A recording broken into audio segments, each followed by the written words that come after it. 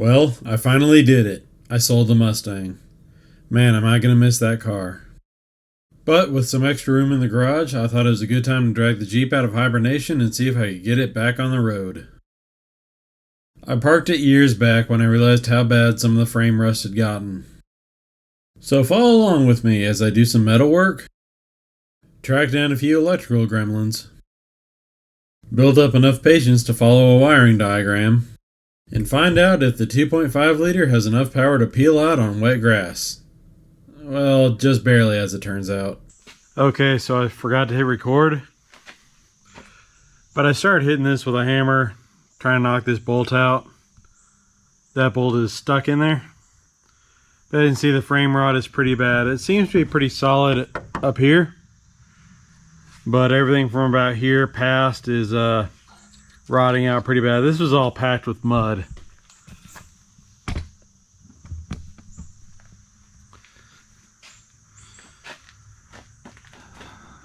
But I think I can repair that.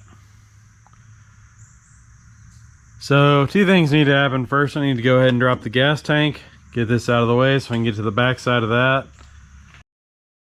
So the first step is to vacuum out some old spider webs. Yeah, I hate spider webs. Next, take out the screws that hold on the filler neck.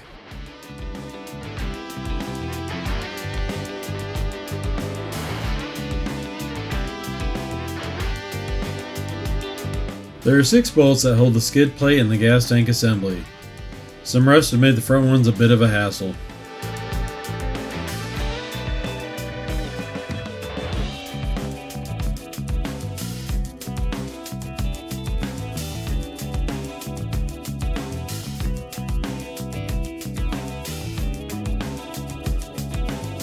Now just lower the gas tank. There are 2 vent lines, 2 rubber fuel lines, and 1 wiring harness to disconnect. The fuel lines were crimped with a 1-ear clamp. I wasn't able to get these cut, but there was enough extra slack to just cut the hose and deal with it later.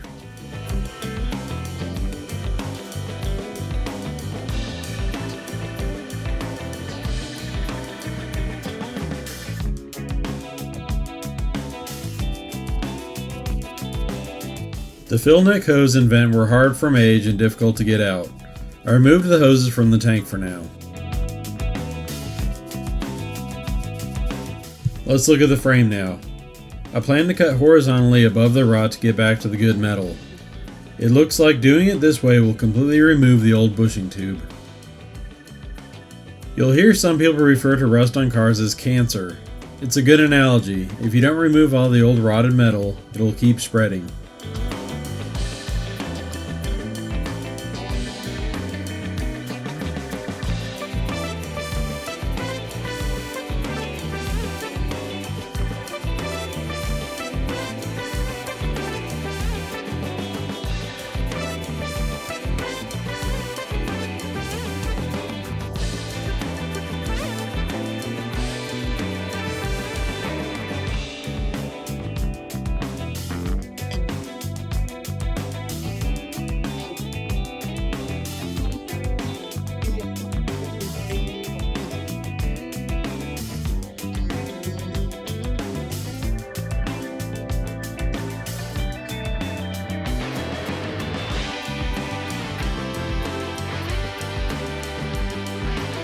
I don't use these much, but having the old-fashioned grinding stones for an angle grinder can come in handy in some cases. This will be what I need for some of the hard-to-reach areas. While we're here, let's get the old bushing out of the spring eye.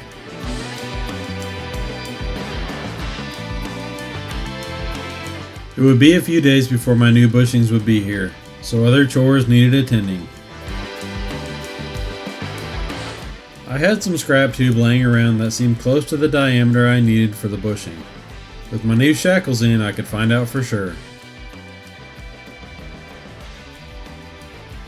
Oh, Jesus loves me. Unfortunately, these seem to be aftermarket springs and the bushing diameter is different, so I'll need to find the right ones. Also, I'm not familiar with leaf spring bushings. Is the metal sleeve supposed to be shorter than the bushing? That doesn't seem right to me. Anyway, Now I cut some of that tube to hold the bushing onto the frame.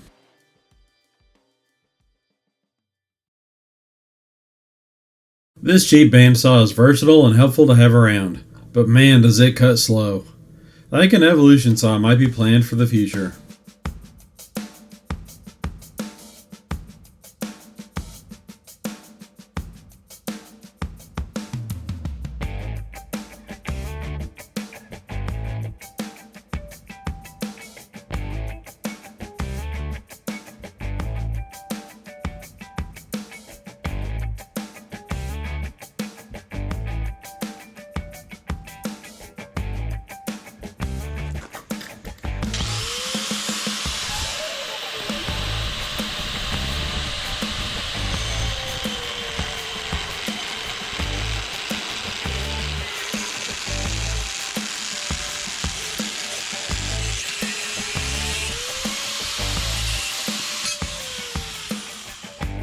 This plate is A656 grade 80. It's a tough steel that is rough on my bandsaw blade, so I typically use a cutoff wheel to shape it. Now to cut a hole for the bushing tube. I think the arbors for these cheap hole saws aren't very well centered, and my drill press doesn't cut these very well. I ended up having better luck just using my hand drill.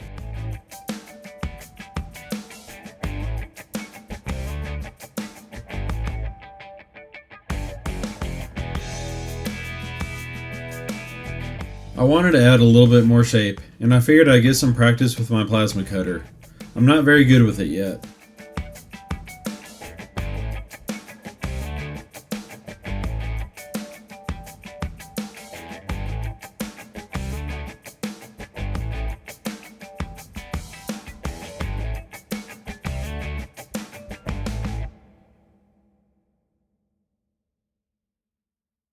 Now to just smooth them out and round out the edges.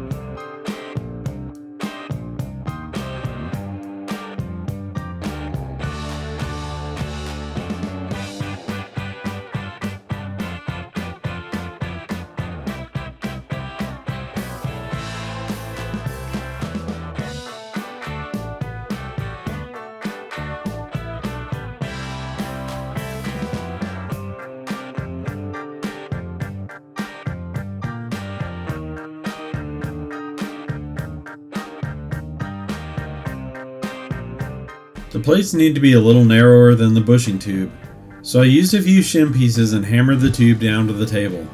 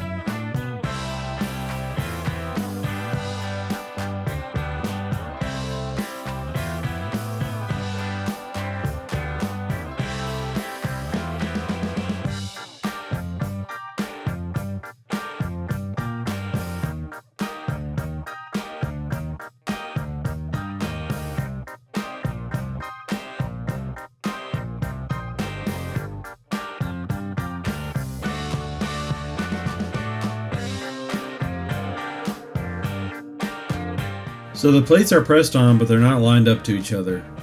I'll just use the table to square them up.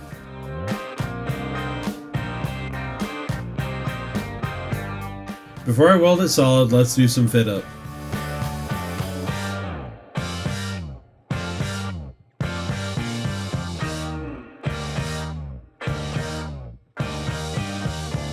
It's pretty tight, and took a few small trims to get it into place.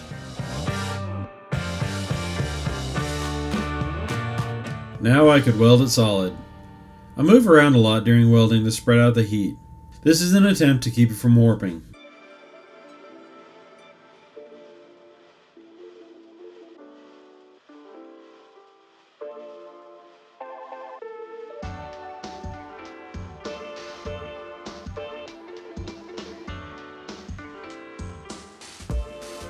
I used some scrap to make a small brace on the tube.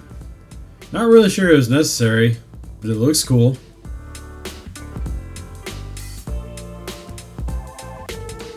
I then tacked and stitch welded my new piece to the frame.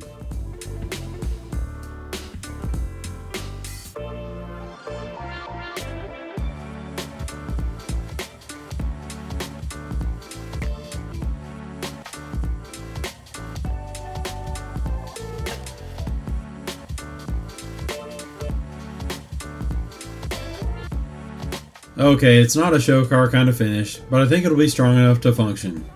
At least better than the rusty mess it was before.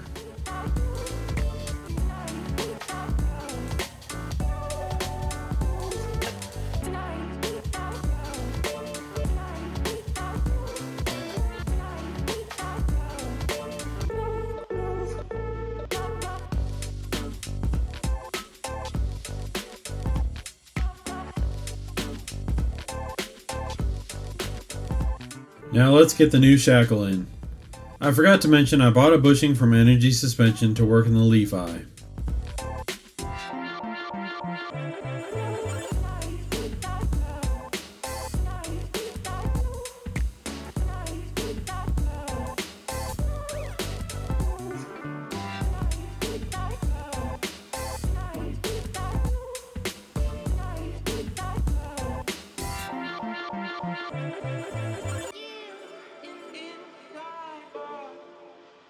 With that out of the way, let's look at the gas tank.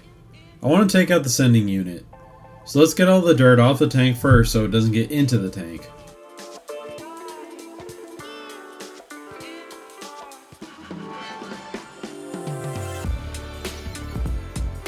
The gas in this tank is about 5 years old and smells like wood varnish. Safest to just dump it and get some fresh gas. So I think this deserves its own separate video, so I'll go into more detail later. There's a tube that restricts the gas tank capacity. By removing this tube, you can extend the tank capacity to 20 gallons. I recommend doing this if you ever have your tank out. And while we're here, let's clean up and paint the filler neck. The filler neck hoses were hard as a rock. It's worth saving you the headache and get new ones. Fortunately, my dad was visiting for a few days, so he could help me wrestle the tank back into place.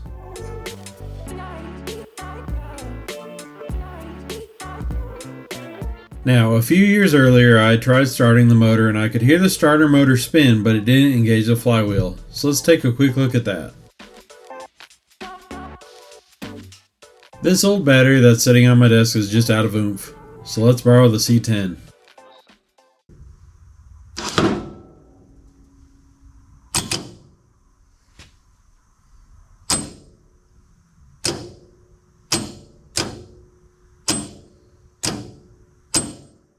Well, the motor seems to work and the solenoid is kicking out the gear. So let's just throw this back in the Jeep and see what happens.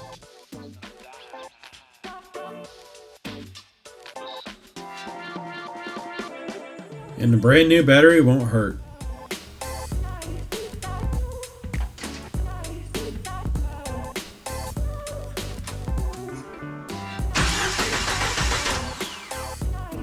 Huh, weird. Well, let's throw some gas into it and see if it'll start. I hate these gas cans. I made a mess. Now listen close. You hear that? That's the sound of a fuel pump not running.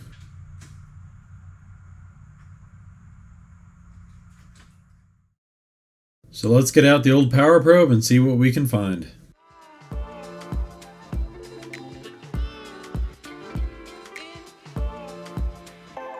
It's hard to hear on this, but I can send 12 volts to the pump and it does run.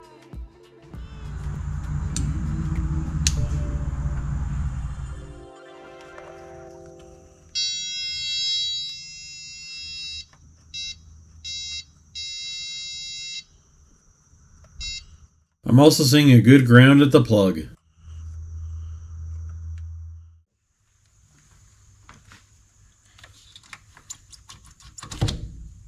So this tracks me all the way back up to the fuse panel.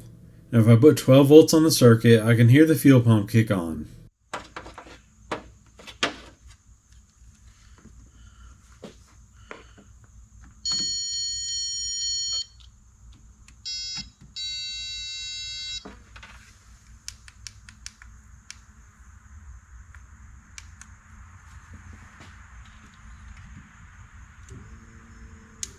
Essentially, what I found is the computer completes a path to ground to trigger the relay.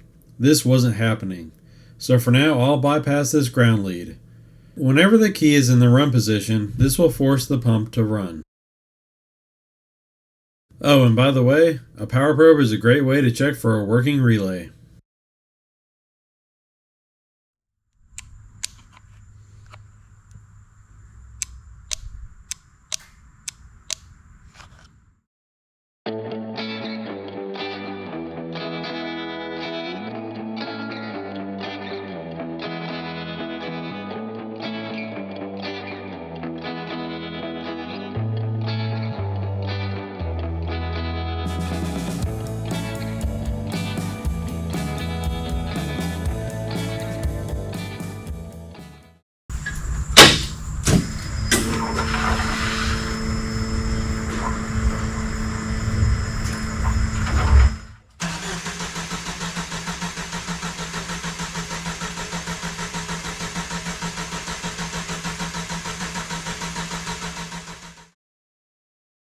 Alright, well, let's go through the basics. Fuel, air, and spark.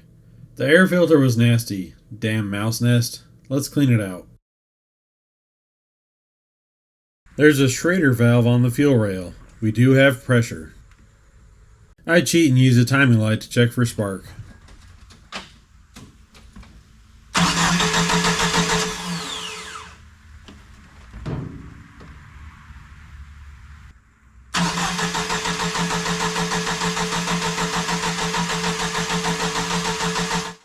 Well, no spark. The fuel pump should have been a hint. If you know older Jeeps, you might know where this is going. When you first turn the key, the engine light should turn on before starting. If this doesn't happen, the ECU isn't getting power. I saw a trick where somebody smacked the ECU with a long screwdriver handle to jostle it back to life.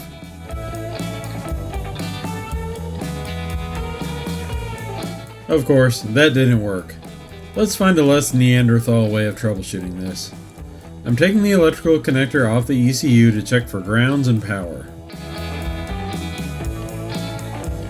The service manual with full electrical schematics is available online. In it, you can find a pin diagram for the ECU. I'd need some extra patience for this.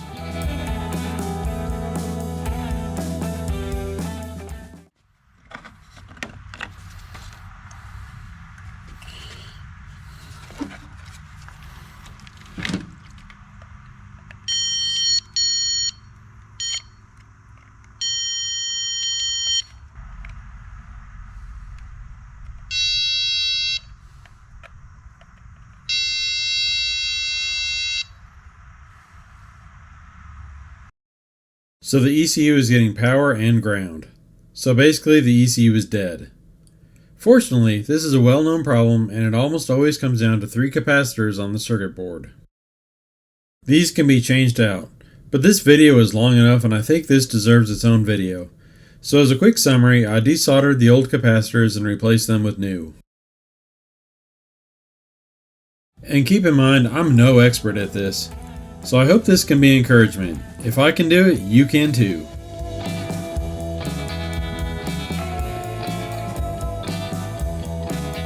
Now, let's just do a quick test on the fender.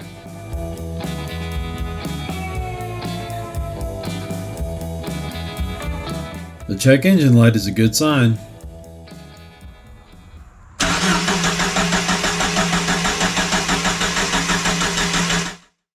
Oh no. But then I remembered that, like a dummy, I unplugged the coil while troubleshooting earlier.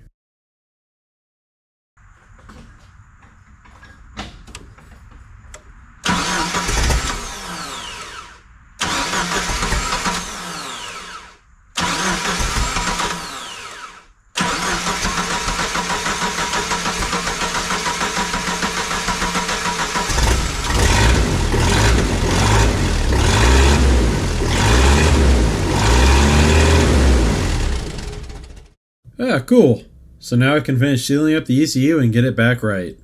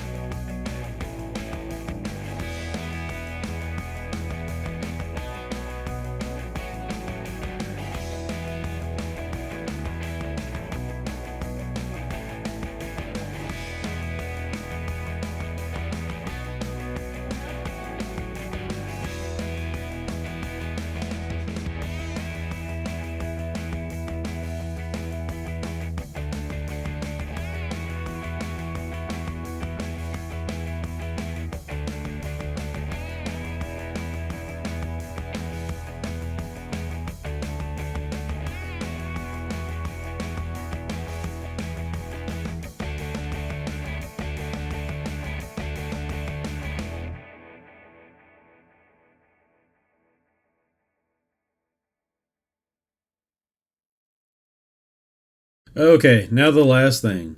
Before I parked it, I accidentally let the Jeep roll back into a tree and it damaged my tailgate. Fortunately, little other damage occurred.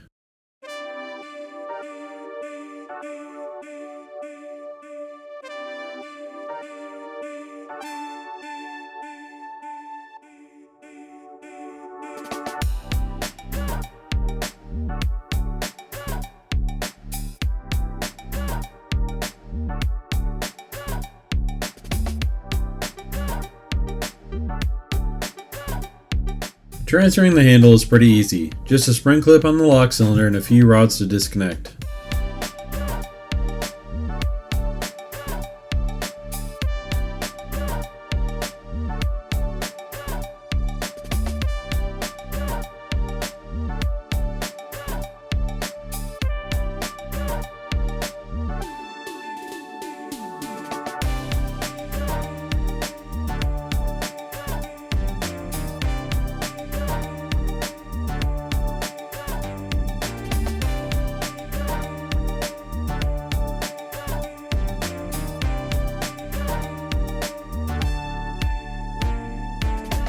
These aftermarket body panels are pretty mediocre. Quite a few of the holes didn't line up very well.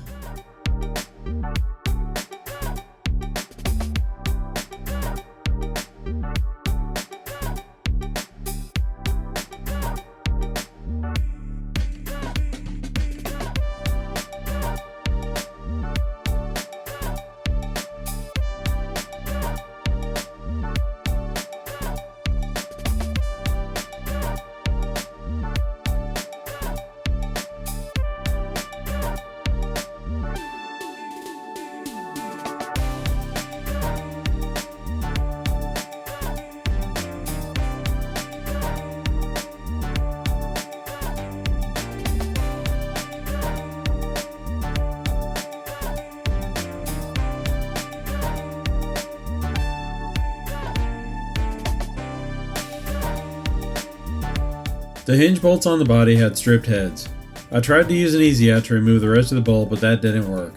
Then I realized that the weld nut bracket could be removed.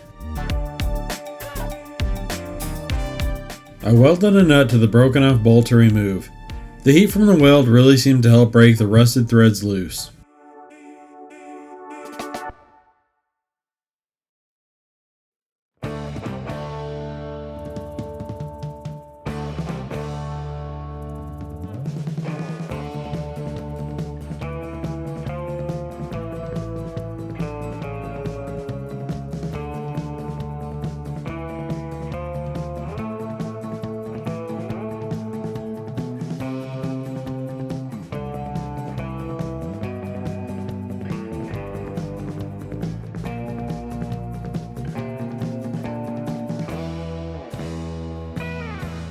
The hinge design on these Jeeps sucks.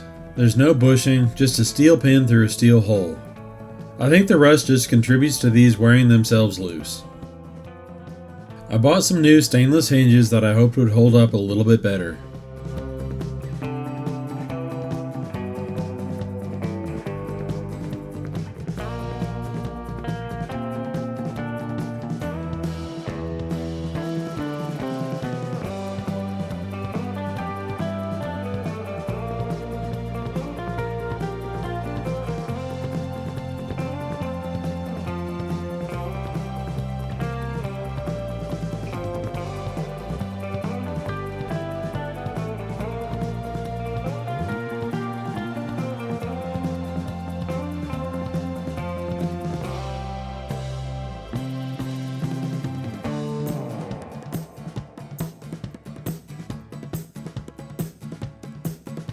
The latch was binding a little, so let's see if I can push it in. I now know the mystery of what that little bolt is on the back of the Jeep. What a weird design.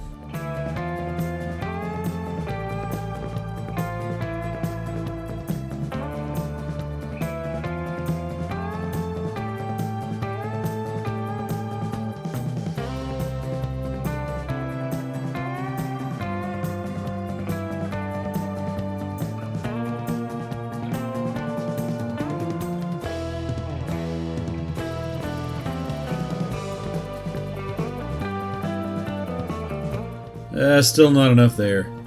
It seems like the holes on the hinge are placed too far outwards. The aftermarket for these sucks.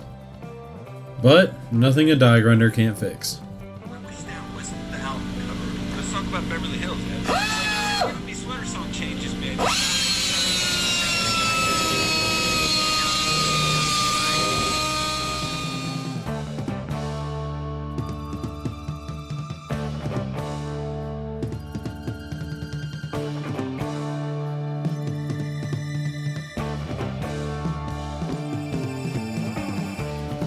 Alright, let's take it through a test drive through the yard to make sure everything is good.